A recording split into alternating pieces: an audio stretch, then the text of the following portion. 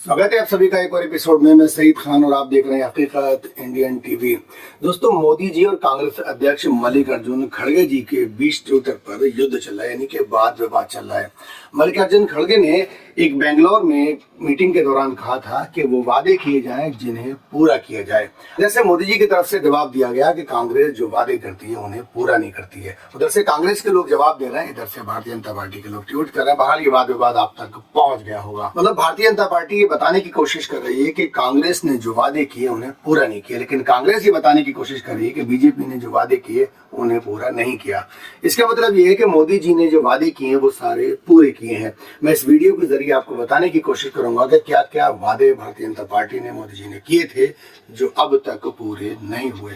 मैं आपको अपने आंकड़े नहीं बल्कि सरकारी आंकड़ों के जरिए बताने की कोशिश करूंगा। 15 लाख तो आप भूल ही जाइए, क्योंकि माननीय गृह मंत्री जी ने ये कहा था कि ये चुनावी वादा था। क्योंकि अमित शाह जी भी कई जगह कह चुके हैं कि दिवाली पर होली पे आपको मुफ्त में सिलेंडर मिलेंगे, लेकिन शायद अभी तक किसी को मुफ्त में सिलेंडर नहीं मिले। अभी कश्मीर में भी उन्होंने कहा था कि मुहर्रम और ईद पे फ्री सिलेंडर मिलेंगे। ये बहरहाल चुनावी वादे हैं। इन्हें 2014 में आपसे कहा गया था कि 100 दिन के अंदर जो काला धन है, जो भारतीयों का पैसा विदेशों में जमा है, वो वापस आ जाएगा। वो पैसे वापस तो नहीं आए, बल्कि स्विस बैंक में और विदेशी बैंकों में भारतीयों का पैसा बढ़ गया है। कहाँ ऐसे जा रहा था, जैसे ही रिमोट घुमाएंगे, एक कॉल करेंगे, वो हमारे इंतजार में बैठेंगे, भाई आपको कब पैसे भेजना है, और वो पैसे तुरंत हमारे पास आ जाएंगे। नोटबंदी याद होगी, मोदी जी ने रात को 8:30 बजे आकर 1000 का नोट बंद कर दिया था। उसके बदले में 2000 का नोट आया था, बाद में उन्होंने उसको भी बंद कर दिया और कहा यह गया था कि इससे काले धन पर रोक लगेगी और आतंकवाद पर रोक लगेगी। आतंकवाद पे भी रोक नहीं लगी, देश को मोदी जी ने लाइनों में लगवा दिया। कई लोगों की इसमें जान भी चली गई, कितने लोगों के कारोबार खराब हो गए।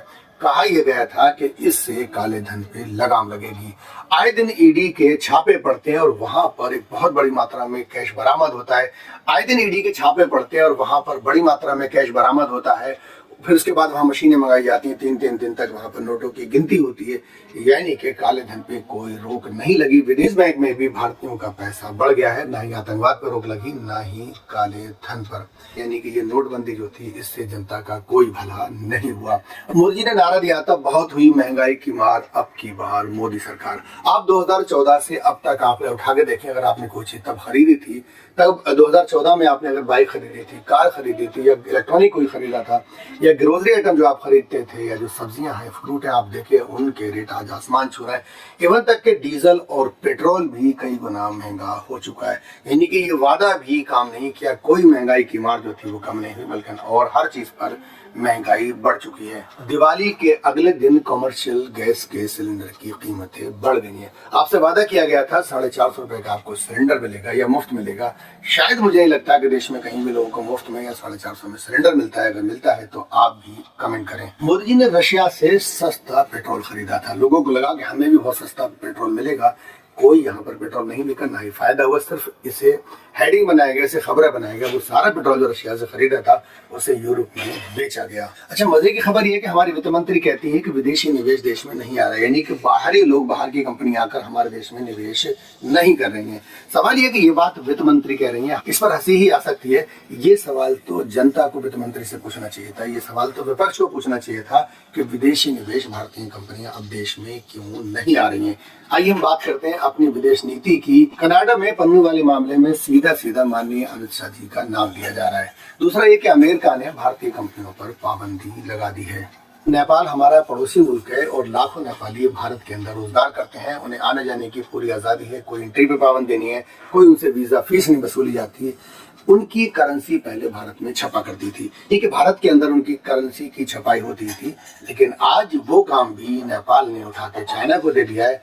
अब नेपाल की जो करेंसी है वो चाइना से छपकर आया करेगी। यानी कि नेपाल भी अब हमें आंखें दिखा रहा है। इतना ही नहीं, नेपाल भारतीय कुछ हिस्सों पर दावा करता है, वो नक्शा भी उनके नोट पर अब छप कर आएगा। 2022 तक सबको पक्का मकान मिलना था, 2024 आ गया। अब तक तो सबके पास पक्के मकान होने चाहिए।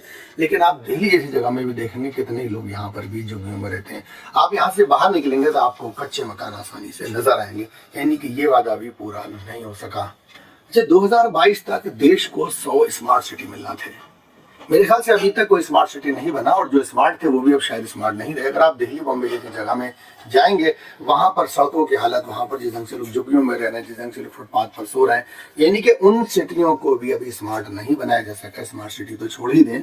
मोदी जी बनारस से चुनाव लड़ते हैं, वहां उन्होंने नारा दिया था कि गंगा की 2022 तक सफाई हो जाएगी। गंगा बहुत मैली थी, लेकिन आज भी देखें उसकी कोई सफाई नहीं हुई है। पानी उसमें अभी भी पॉल्यूटेड है। $5 ट्रिलियन इकोनॉमी की बात हुई थी। पता नहीं हम कब 5 ट्रिलियन तक पहुंचेंगे, अभी तक तो हम लोग पहुंचे नहीं है। एक बहुत बड़ा नारा था, किसानों की आय दोगुनी की जा रही थी।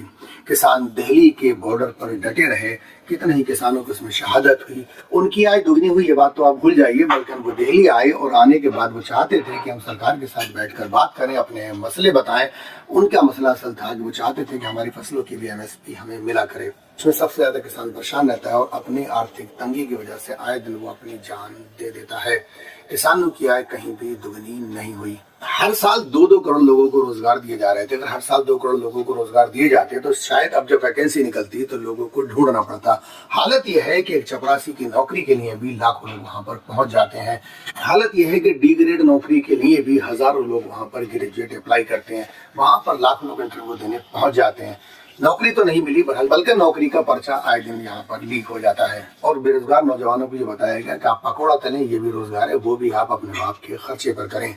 बात करें सेना की, जहाँ सेना के विकास की बात हो रही थी, उनको अब अग्निवीर बनाया जाता है। यानी कि 4 साल बाद वो लोग बेकार हो जाएंगे, बेरोजगार हो जाएंगे, फिर शायद वो सिक्योरिटी गार्ड वगैरह की उन्हें कहीं कोई अगनर के तौर पर नौकरी मिले, वो करेंगे। बहरहाल में 4 साल का रोजगार दिया गया है। और इतना ही नहीं, भारतीय कंपनी नहीं बल्कि अब अडानी जी की कंपनी इजराइल से हथियार खरीद के सरकार को देती है। देश में बुलेट ट्रेन का सपना दिखाया गया था, लेकिन अभी तक शायद बुलेट ट्रेन देश में कहीं पर भी नहीं आई है। अलबत्ता ये कि दिवाली का मौका है, 8-8 लोग टॉयलेट में घुसकर सफर कर रहे हैं। और रेलवे स्टेशनों पे जब त्योहार होता है तो इतनी भीड़ उमड़ती है कि लोगों को ट्रेनों में घुसने की जगह नहीं मिलती। एयर पोल्यूशन कम करने की बात कही थी कि 35% एयर पोल्यूशन जो है वो कम हो जाएगा। आज दिल्ली जैसी जगह में यह हालत है कि डॉक्टर लोगों से मना कर रहे हैं कि आप घरों में रहें। अगर आप अच्छी सेहत के लिए, अच्छे स्वास्थ्य के लिए सुबह में 1 घंटा बाहर टहलने निकलते हैं तो आपका स्वास्थ्य अच्छा तो नहीं होगा, खराब जरूर हो जाएगा। हर उप जिले में सरकार ने वादा किया था वहां मिनी स्टेडियम बनेगा, यानी कि स्पोर्ट्स को बढ़ावा दिया जाएगा। ये खबर भी ठंडे बस्ते में पड़ी है। एक देश एक चुनाव की बात कही गई थी, लेकिन अभी भी चुनाव चल रहे हैं। मोदी जी की सरकार है, वो चाहे तो एक देश एक चुनाव कर सकते हैं, लेकिन कहीं पर भी एक साथ चुनाव नजर नहीं आते। जल से जल ये परियोजना लाई गई थी कि हर किसी के घर में जो टोटी होगी उसमें साफ पानी पीने के लिए होगा, लेकिन अभी भी देखें दिल्ली जैसी जगह में भी ये सुविधा नहीं है। टीबी की बीमारी खत्म होगी, कुपोषण खत्म हो। कुपोषण की अगर बात करें तो इंटरनेशनल आंकड़े ये हैं कि जो कुपोषित देश हैं हम उस लिस्ट में शामिल हैं। इस तरह के सैकड़ों वादे आपसे किए जाते हैं, कुछ दिन बाद आप भी भूल जाते हैं और सरकार भी भूल जाती है। वादों की हमारे देश में कोई कमी नहीं है, लेकिन जमीनी स्तर पे ये वादे नहीं नजर आते। जब चुनाव आता है तो चुनाव यहाँ हिंदू मुस्लिम कराकर, नफरत फैलाकर, दंगे कराकर इस तरह से जीते जाते हैं। आप भी ये वादे भूल जाते हैं और सरकार भी भूल जाती है। आपको भी इन सब चीजों की जरूरत नहीं है, तो नेता भी खामोश रहते हैं, इस पर वो बात नहीं करते।